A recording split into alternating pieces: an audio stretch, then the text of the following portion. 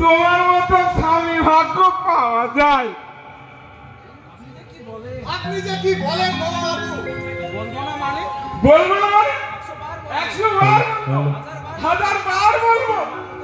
তোমার মতো হিরের টুকরো ছেলে লাখে একটাও মেলে না। সত্যি কথা বলতে তুমি আমাকে এত ভক্তি শ্রদ্ধা করো, আমার নিজের থাকলে বলে এতটা করতো না। দেখুন, এই গুরুজনদের যদি আমরা শ্রদ্ধা না করি তাহলে ছোটরা আমাদের কিভাবে শ্রদ্ধা করবে? বাবু বাহ, ভালো বলেছ, খুব সুন্দর বলেছ। তাই তো বলি তোমার তুলনা হয় না বাবাজি, তোমার তুলনা হয় না। তবে আমি কিন্তু ভীষণ দুঃখ পেয়েছি মা বাবু। কেন? কেন? কি হয়েছে? আমি আপনাকে কত করে বললাম আমাদের বিবাহ বার্ষিকীতে মামিমাকে সঙ্গে করে নিয়ে আসবে, কিন্তু সেই আপনি একাই এলেন। মামিমাকে এখনো কেন নিয়ে এলেন না আমার বাড়িতে? তাই বলো।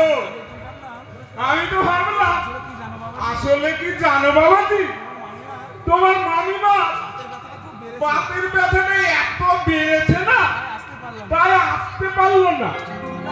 ঠিক আছে, পরে যখন আমি আসবো তোমার মামিমাকে সঙ্গে করেই নিয়ে আসবো। কথা দিচ্ছেন তো বাবু?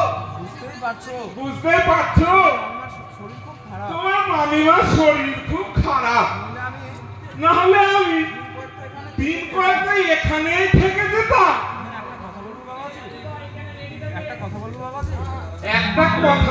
বাবাজি। আমার কাছে আবার কিসের সম্পদ? আমার কাছে একবার আমার কিসের এত সম্পদ? বলুন। সে তো বটেই। তুমি হলে গিয়ে আমার আপনজনের কাছে আমার সম্পদ কিসে? তোমাকে বলেই ফেলি বাবাজি। তবে আমি তোমাকে বলেই ফেলি বাবাজি।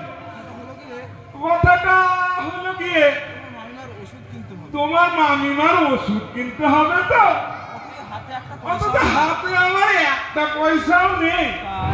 তাই এই কথা এই নিন 200 টাকা।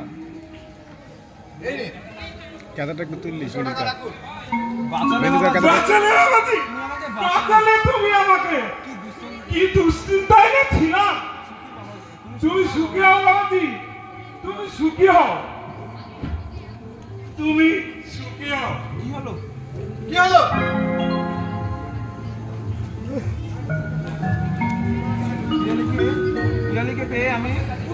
পিয়ালিকে পেয়ে আমি যথেষ্ট সুখী হয়েছি। তা আমি কাউকে বলে বোঝাতে পারবো না। তবে আজ আমার শুধু একটা কথাই মনে হচ্ছে, এই জীবনে পিয়ালি না এলে আমার জীবনটা অসুখী হয়ে থেকে যেত।